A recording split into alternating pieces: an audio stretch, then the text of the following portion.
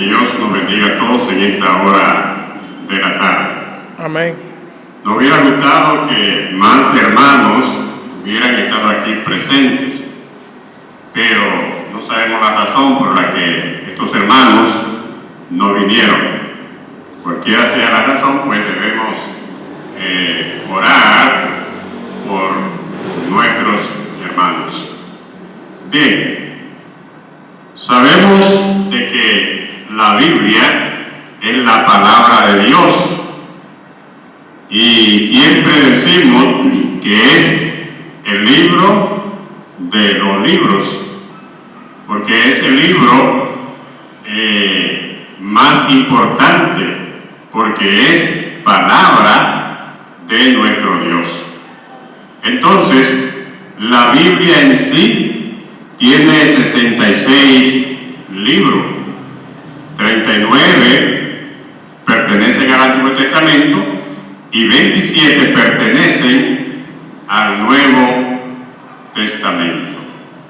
Es de ahí pues entonces que hablamos del Antiguo Testamento y hablamos también del Nuevo Testamento. Y nosotros no usamos mucho el término pacto, pero hablamos de testamento y también hablamos de pacto, porque la palabra hebrea que se traduce como testamento o pacto, ¿verdad?, significa ambas cosas, es pacto o testamento. Ahora bien, la pregunta es, ¿bajo qué testamento estamos nosotros viviendo? Porque hay muchos que dicen que estamos bajo los dos pactos, estamos bajo el Antiguo Testamento, estamos bajo el Nuevo Testamento, pero que lo que dicen estar bajo el Antiguo Testamento tampoco no practican todo lo que hay en el Antiguo Testamento. Sacan algunas cosas, lo que le conviene, y lo otro entonces lo ignoran, lo dejan a un lado, ¿verdad? Porque si el Antiguo Testamento está en vigencia, está vigente, entonces hay que guardar, hay que practicar todo lo que ahí está escrito. Entonces es bueno que nosotros entendamos la diferencia de estos dos testamentos. En el Antiguo Testamento, Dios trata exclusivamente con el pueblo de Israel. Y no quiere decir que no había más pueblos, no había más naciones. Desde luego que sí, las había, pero era algo que Dios trataba entre Dios y el pueblo, porque el pueblo elegido por Dios fue el pueblo de Israel. No quiere decir que ellos estaban predestinados o que Dios no tenía en mente salvar a los demás pueblos, a las demás naciones, de ninguna manera. Dios escoge al pueblo de Israel porque tenía que revelarse a un pueblo y tenía que empezar con un pueblo, y escoge este pueblo que no era tan numeroso, su territorio tampoco no es grande, pero escoge a este pueblo y empieza a tratar con este pueblo, ¿verdad? Pero ya cuando se habla del Nuevo Testamento, no es un pacto con un pueblo, sino que es con todas las naciones. Es por eso que en el libro de Jeremías, en el capítulo 31, versículos 31 y 32, dice la palabra, el mismo Dios está diciendo: vienen días en que haré nuevo pacto con la casa de Israel y con la casa de Judá, no como el pacto que hice con ellos cuando los saqué con mano fuerte de la tierra de Egipto, porque ellos invalidaron mi pacto. O sea, el pacto se hace entre dos partes, entre Dios, en este caso, y el pueblo de Israel. Dios es fiel, Dios siempre cumple su parte, pero el pueblo falló. Entonces, eso precisamente da lugar a que Dios establezca un nuevo pacto. Pero, como hemos dicho, no con un pueblo ya, sino con todas las naciones. Y para que nosotros veamos que el antiguo pacto era con el pueblo de Israel, vamos a ver qué nos dice la Biblia en el libro de Deuteronomio capítulo 5, 1 al 3. Deuteronomio capítulo 1,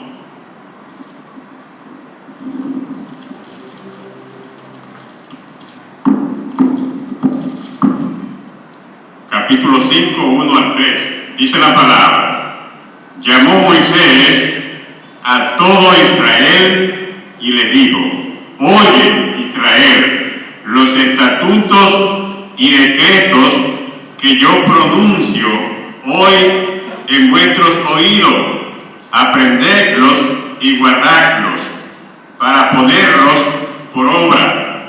Jehová nuestro Dios hizo pacto con nosotros en Horeb.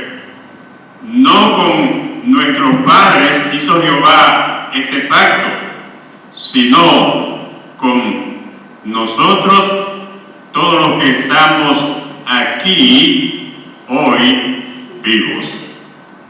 Y expresiones como estas las vamos a ver muy a menudo en lo que es el Pentateuco, ¿verdad? Que está hablando precisamente de este pacto que Dios había hecho con el pueblo de Israel, ¿verdad? Había más pueblos, como dije, pero Dios había hecho este pacto con el pueblo de Israel.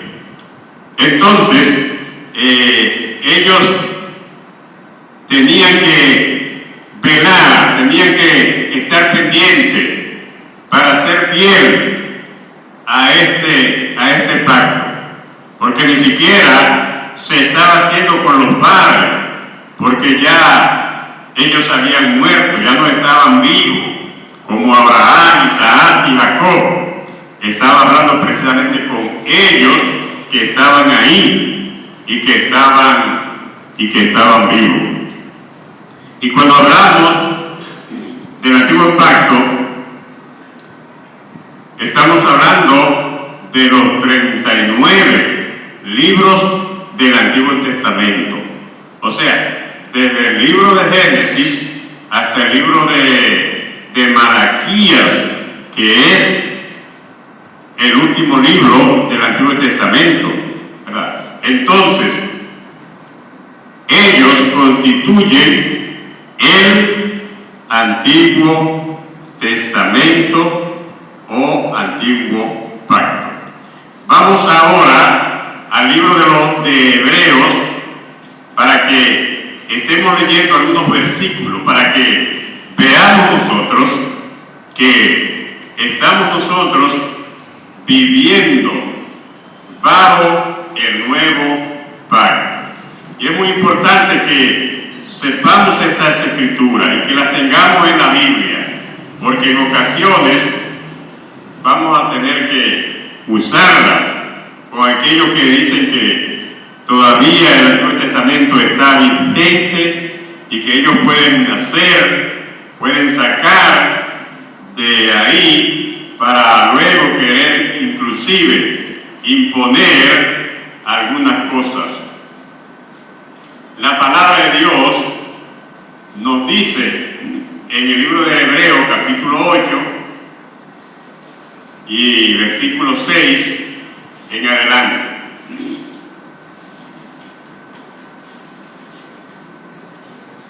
la palabra de Dios nos habla de la manera siguiente.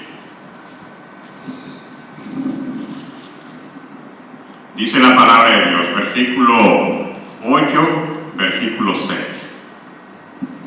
Dice así: pero ahora, tanto mejor ministerio es el suyo, cuanto es mediador de un mejor pacto, establecido sobre mejores promesas.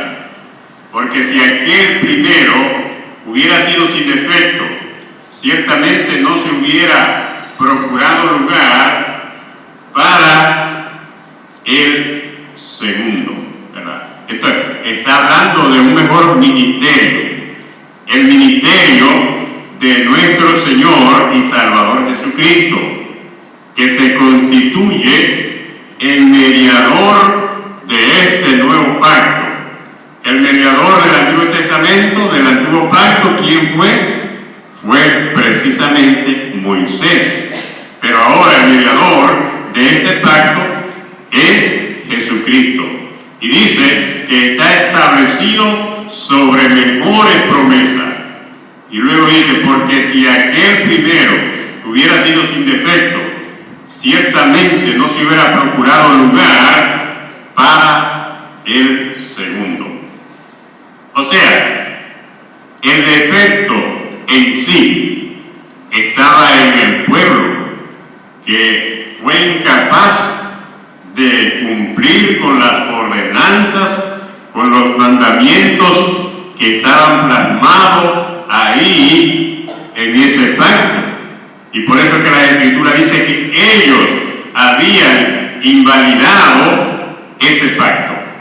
Y seguimos leyendo la palabra en el versículo 8, porque reprendiéndolos dice: he aquí vienen días, dice el Señor, en que estableceré con la casa de Israel y con la casa de Judá un nuevo pacto, ¿verdad? Lo mismo que habíamos dicho en el libro del profeta Jeremías, que Dios está diciendo que iban a establecer un nuevo pacto, ¿verdad? Y el versículo 13 dice la palabra de Dios de esta manera: al decir nuevo pacto, ha dado por viejo al primero, y lo que se da por viejo y se envejece está próximo a desaparecer. Al decir nuevo pacto, ¿verdad? Se habla de un nuevo pacto, se habla de un nuevo testamento. Y dice, cuando se habla de nuevo, ¿verdad? Ya es porque el viejo está próximo a desaparecer. O sea, no estar en vigencia, porque ya no vivimos bajo ese antiguo pacto, sino que vivimos bajo el Nuevo Testamento, ¿verdad? Es lo que la palabra de Dios nos está diciendo. Pero si usted dialoga con algún sectario y le dice que ya no estamos viviendo bajo el Antiguo Testamento, y a pesar de que usted le busque estas escrituras, ellos van a decir, y yo sé que ustedes se lo han dicho a lo mejor en algunas ocasiones: pero si ya no estamos bajo el Antiguo Testamento, si ha sido abolido, ya ustedes lo pueden quitar de ahí. Y yo creo que es atreverse mucho a decir que porque no está ya en vigencia para los cristianos, que se puede quitar de ahí, porque es palabra de nuestro Dios. Y entendemos mejor el Nuevo Testamento con el Antiguo Testamento, porque si desconocemos las escrituras del Antiguo Testamento, entonces no vamos a comprender bien las del Nuevo Testamento, ¿verdad? Y además, como dije, es palabra de Dios. Y aquí en el Antiguo Testamento hay principios eternos, como también aquí en el Nuevo Testamento. Y esos principios no cambian, esos principios no varían, son los mismos. Entonces, es importante el Antiguo Testamento, ¿verdad? Y lo estudiamos y predicamos y damos lecciones de ahí, ¿verdad? Porque es palabra de Dios, pero reconociendo que vivimos bajo el Nuevo Testamento.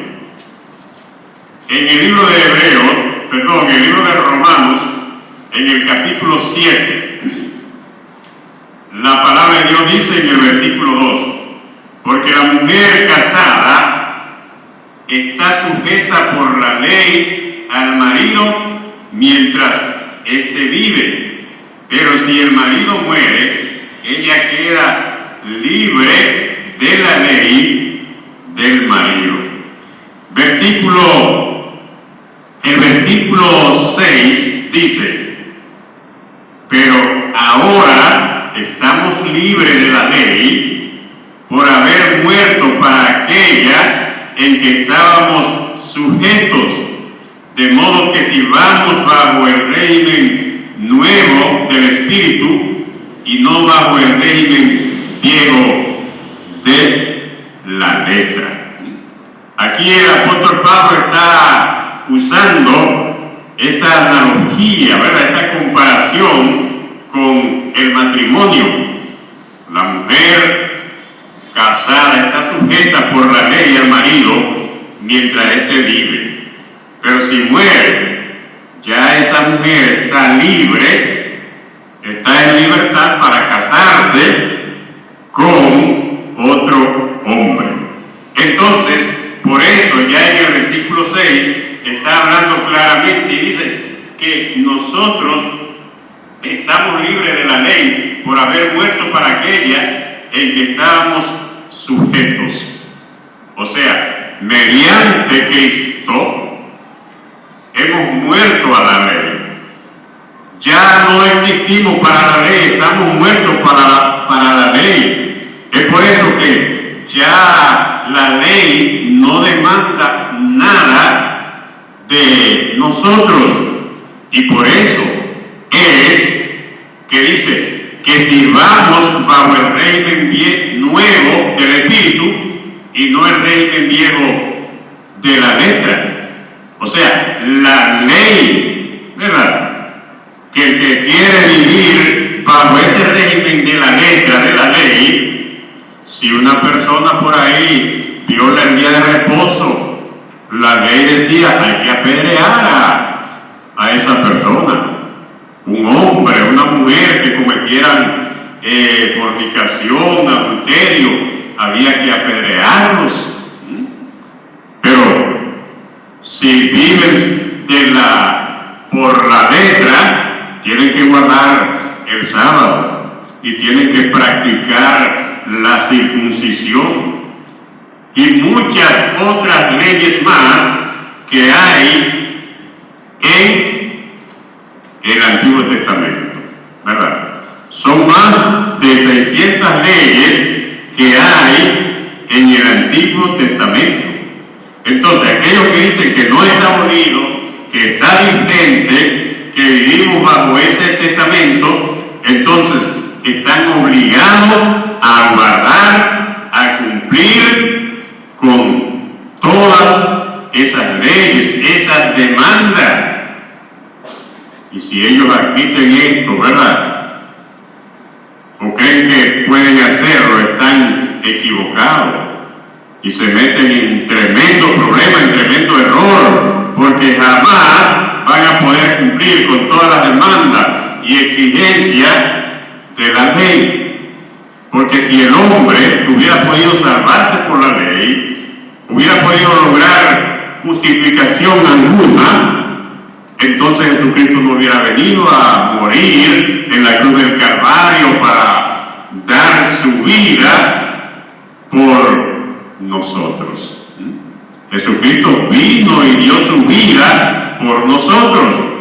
Y por eso es que en Hebreos capítulo 9, versículos 16 y 17, dice la palabra que donde hay testamento, es necesario que intervenga muerte del testador. Tenemos el Nuevo Testamento, la muerte del testador es Jesucristo. ¿Y cuándo se confirma el Nuevo Testamento, Nuevo Pacto? Con la muerte de Cristo, porque el versículo 17 de Hebreos 9 está diciendo que el testamento con la muerte se confirma. Y si ustedes han leído, ¿verdad? Yo les sugiero que lo lean detenidamente, Hechos capítulo 15. Allí se arma una discusión, ¿verdad?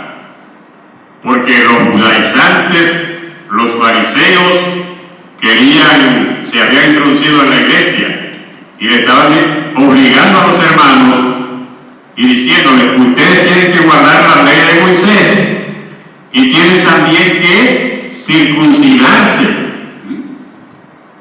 Y si le están diciendo que tienen que circuncidarse, y también le estaban hablando de otras cosas, porque la ley de Moisés es muy amplia, ¿verdad? Contiene reglas, contiene muchos reglamentos. Entonces, ellos les estaban obligando a que hagan estas cosas. Y esto hizo que los apóstoles y los ancianos se reunieran para buscar una salida. Y en Hechos 15, 10 y 11, la palabra de Dios nos dice de esta manera: ahora pues, ¿por qué tentáis a Dios poniendo sobre la cerviz de los discípulos un yugo que ni nuestros padres ni nosotros hemos podido llevar? Antes creemos que por la gracia del Señor Jesús seremos salvos de igual modo que ellos. Entonces, se les está diciendo a los judaizantes, a los fariseos: ustedes quieren poner un yugo que nuestros padres ni nosotros hemos podido llevar. Estaban claros que no, por ese sistema no podían alcanzar la salvación. Y por eso es que ellos están diciendo: creemos de que por la gracia de Dios nosotros seremos salvos. O sea, mediante Jesucristo, mediante el sacrificio que Él hizo por cada uno de nosotros. Los versículos 28 y 29, la palabra de Dios dice de esta manera: porque ha parecido bien al Espíritu Santo y a nosotros no imponeros ninguna carga más que estas cosas necesarias, que os abstengáis de lo sacrificado a ídolos, de sangre, de ahogado y de fornicación, de las cuales cosas, si os guardáis, bien haréis, pasadlo bien. Es lo que, después de haberse reunido, los apóstoles están diciendo. Y ellos están hablando primero del Espíritu Santo, porque ellos eran guiados, eran dirigidos por el Espíritu Santo. Por eso dice: el Espíritu Santo como una persona divina, y nosotros nos ha parecido bien, ¿verdad? Y es lo correcto que no se le impongan estas cosas, porque ya quedaron atrás y entra entonces en contradicción con lo que Cristo hizo. Y solamente se les está diciendo a ellos que se abstengan de los sacrificios a los ídolos, de sangre, de ahogado, de fornicación, ¿verdad? Y así por el estilo. Entonces, ellos tenían que preocuparse por los mandamientos del nuevo pacto, ellos precisamente estaban ya viviendo bajo el nuevo pacto, porque ya Cristo había muerto, ya Cristo había resucitado. Y por eso es que en Gálatas capítulo 10, capítulo 3 y versículo 10, la Biblia dice, la Biblia está diciendo: maldito todo aquel que no permaneciere en todas las cosas escritas en el libro de la ley para hacerlas. Oigan bien, ¿verdad? Ya dijimos que nadie es capaz de guardar la ley, que nadie es capaz de salvarse por medio de este sistema de la ley, de la letra. Y ahora el apóstol Pablo, cuando le escribe a los Gálatas, está diciendo: es maldito todo el que no permaneciere en las obras escritas de la ley para hacerlas.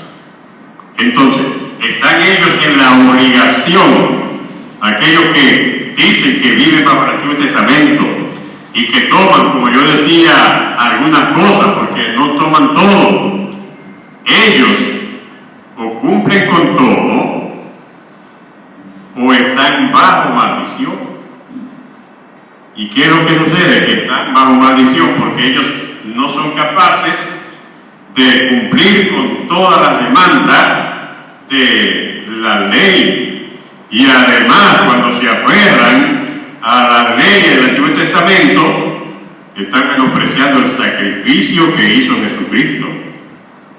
No están dándole valor al nuevo pacto en el cual nosotros vivimos.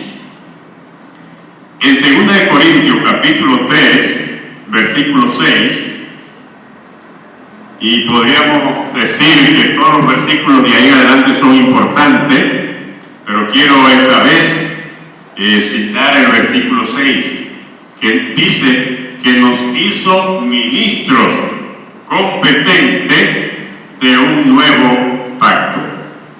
O sea, todos nosotros los que componemos la iglesia de nuestro Señor Jesucristo, varones y hembras, dice, nos hizo ministro competente de un nuevo pacto, de un nuevo testamento. Y luego añade, no de la letra, porque la letra mata, más el espíritu vivifica. O sea, la letra, la ley, tenía que cumplir todo a cabalidad. Y si no, la sentencia era la muerte, ¿verdad? Entonces, mis amados hermanos, amigos, es muy importante que nosotros sepamos que en la Biblia hay dos pactos: el Antiguo Testamento y el Nuevo Testamento.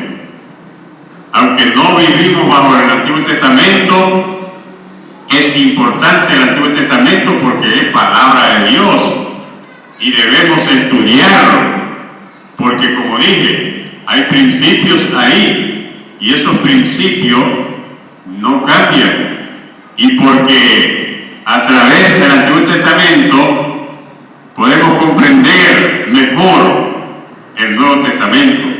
O sea, si no estudiamos, si desconocemos el Antiguo Testamento, no vamos a conocer bien el Nuevo Testamento, porque el Nuevo Testamento es como una complementación del Antiguo Testamento. Pero tenemos que saber de que nosotros vivimos bajo el Nuevo Testamento, bajo el nuevo pacto de nuestro Señor y Salvador Jesucristo. Entonces, tenemos que saber esto, conocer esto, para que, como dijo Pedro, podamos dar razón a aquellos que demanden razón o alguna respuesta de lo que nosotros creemos y afirmamos. Que Dios les bendiga y que Dios les guarde a todos. Amén.